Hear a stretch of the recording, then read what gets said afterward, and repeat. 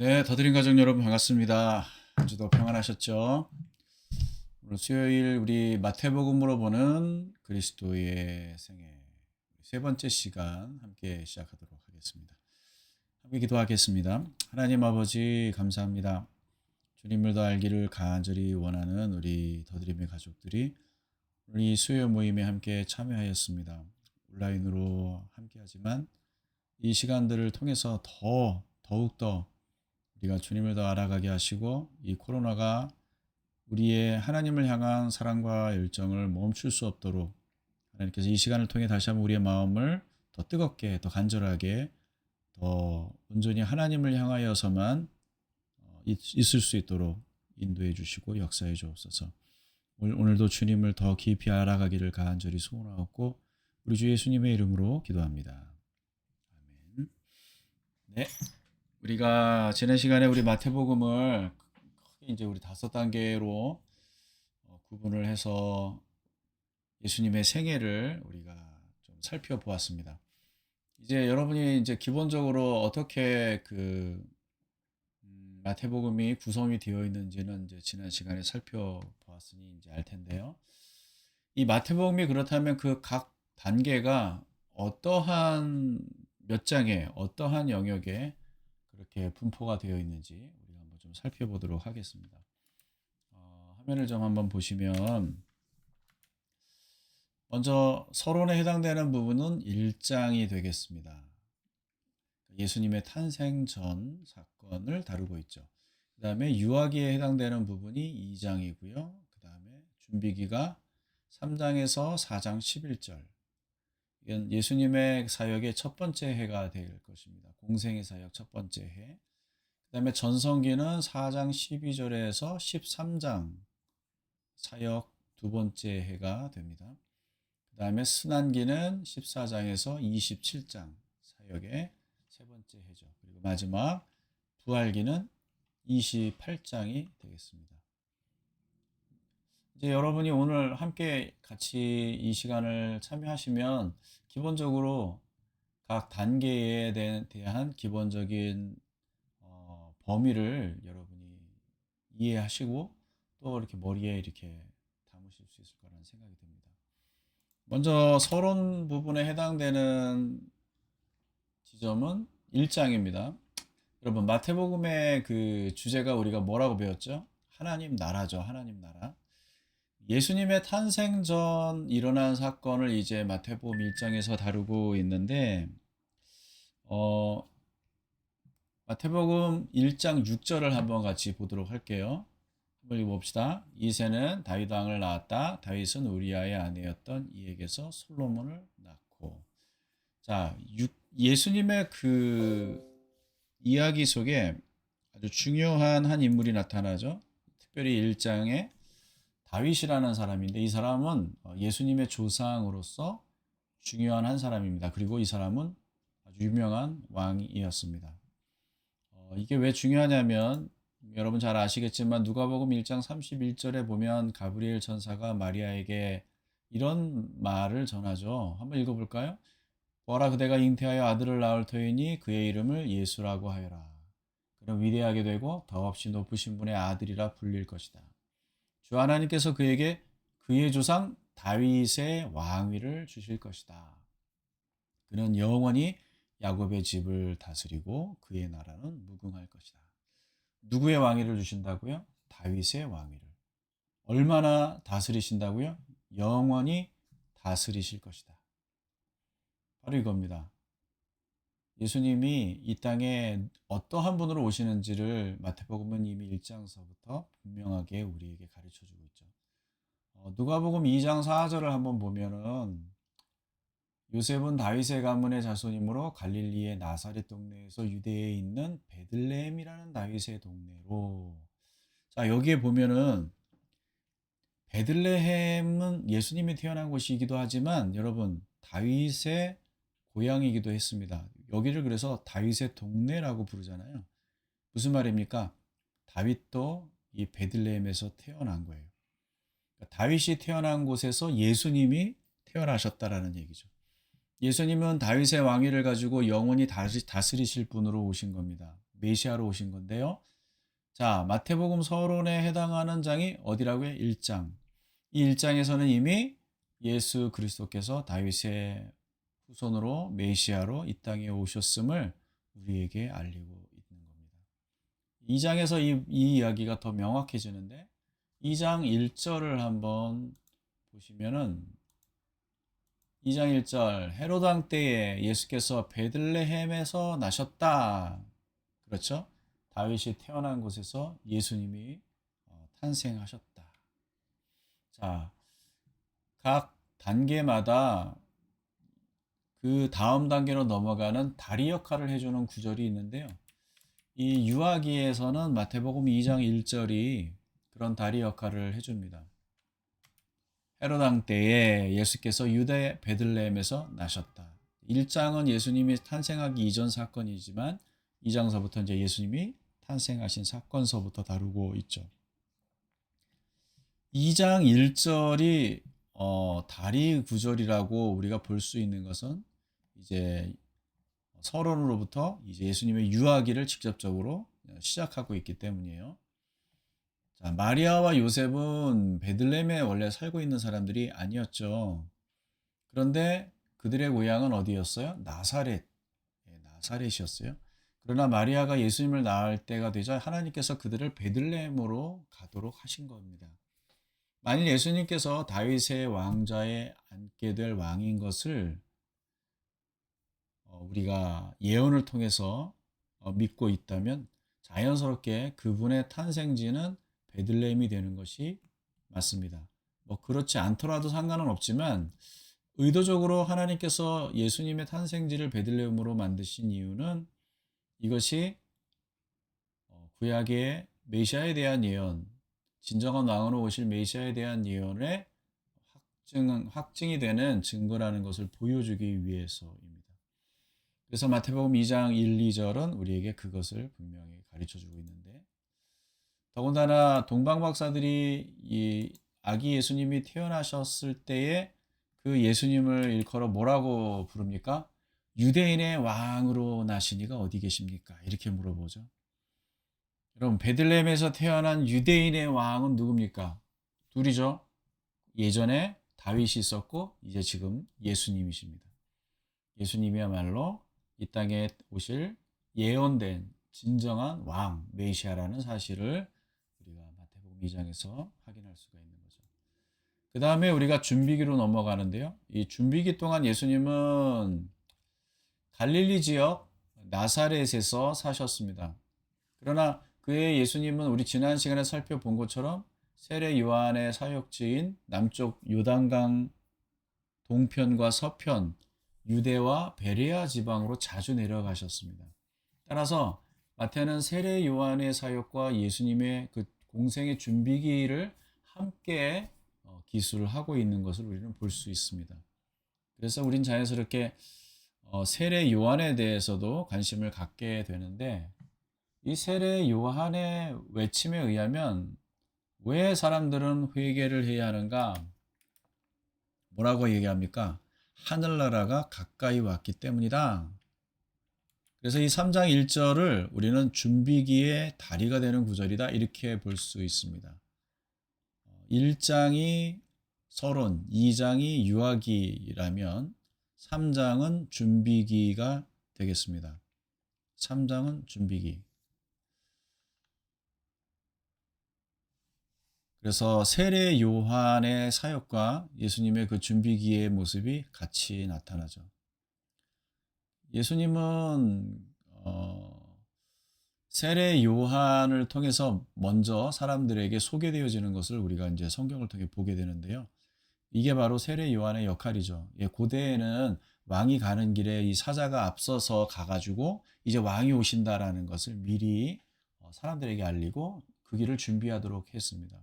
세례 요한은 예수님을 그렇게 먼저 가서 그분이 오실 것을 준비하는 그런 역할을 했던 그런 사자였던 것이죠. 그래서 준비기는 마태복음의 어디라고요? 3장과 4장까지입니다. 3장과 4장 11절. 자, 준비기 어디요? 3장에서 요한에서 4장 11절. 자, 그 다음에 우리가 전성기를 볼 수가 있는데, 자, 전성기의 다리가 되는 구절은 4장 12절입니다. 4장 12절. 읽어볼까요? 예수께서 요한이 잡혔다고 하는 말을 들으시고 갈릴리로 돌아가셨다. 4장 12절은요.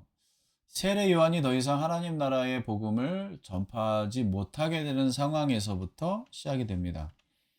그는 감옥에 갇히게 되었습니다.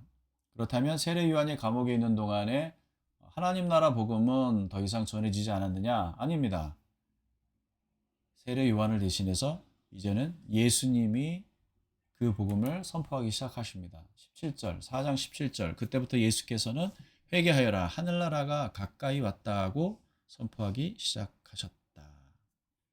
자, 여러분, 이게 중요합니다. 세례 요한이 더 이상 사역을 할 수 없는 상태가 되자 예수님의 사역이 시작됩니다. 여기가 전성기의 시작점입니다. 자, 이 전성기에 예수님은 어디에서 사역을 하셨어요? 지난주에도 살펴보았지만 나사렛을 떠나셔서 가버나움으로 가셨습니다. 그래서 가버나움에서 예수님의 전성기 사역이 중점적으로 시작이 됩니다. 다시 한번 우리 정리해 볼게요. 어디서 선포를 예수님이 하늘나라를 선포하셨느냐? 가버나움. 어느 바다에서? 갈릴리 바다에서. 이 시기에 바로 예수님의 전성기에 해당되는 그러한 시간들이라고 우리가 볼 수가 있는 것이죠. 전성기의 예수님과 세례 요한의 위치가 이렇게 바뀌는 것을 보게 되죠. 요한은 감옥에 가고 예수님은 갈릴리 가버나움으로 가서 본격적으로 사역을 시작하시는 것이죠. 그 다음은 우리가 순환기를 살펴볼 것입니다. 순환기. 예수님의 순환기의 시작은 세례 요한의 순교로부터입니다. 세례 요한의 죽음은 예수님의 순환기에 시작되는 시기에 같이 일어납니다. 이렇게 정의할 수가 있어요. 요한의 하나님 나라 선포는 예수님의 준비기고, 요한이 감옥에 갇히는 사건은 예수님의 전성기의 시작이고, 요한의 죽음은 예수님의 순환기의 시작이다. 이렇게 볼 수가 있는 거죠. 마태복음 14장 1절은 그래서 순환기로 넘어가는 다리가 되는 그런 구절이 되겠습니다. 한번 읽어볼까요? 그 무렵에 분봉왕 헤롯이 예수의 소문을 듣고서 자기 신하들에게 말하였다. 그 이후에 이제 세례 요한의 죽음에 대한 이야기가 나오고, 그리고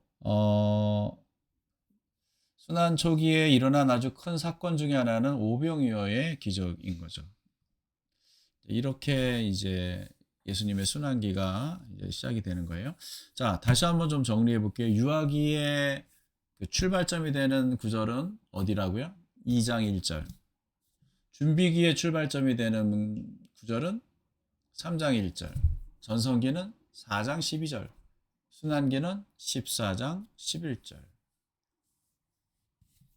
14장 1절. 예. 순환기에 세례 요한의 죽음과 오병이어로 시작해서 예수님께서 이제 끝에 가서 조롱과 고통의 가시면류관을 쓰시고 십자가에 달려 죽으시는 사건으로 이제 이 모든 순환기의 과정이 끝이 나는데, 우리가 처음에 살펴보았듯이 예수님은 이 땅에 유대인의 왕으로 오셨잖아요. 이 십자가에 달리실 때 그 십자가의 명표에 뭐라고 기록이 되어졌었어요? 물론 그들이 정말 그렇게 진심으로 믿어서 그렇게 쓴 말은 아니지만, 그리고 그의 머리 위에는 이 사람은 유대인의 왕 예수다 이렇게 쓴 죄패를 붙였다. 죄패래요, 죄패. 죄패에 이 사람이 진정으로 유대인의 왕이다. 동방박사가 찾았던 그 유대인의 왕, 진정한 유대인의 왕으로 오셨던 예수 그리스도는 이제 십자가에서도 여전히 유대인의 왕으로 죽으셨다는 사실을 성경은 우리에게 보여주고 있습니다. 그리고 나서 이제 드디어 부활기가 시작이 되죠. 왕이신 예수님은 그렇게 무덤에서 사라지지 않으셨습니다. 하나님께서 그를 다시 죽음에서 일으키셨습니다. 그래서 마태복음 28장 1절이 새로운 부활기가 시작되었음을 알리는 아주 중요한 구절이 되겠죠.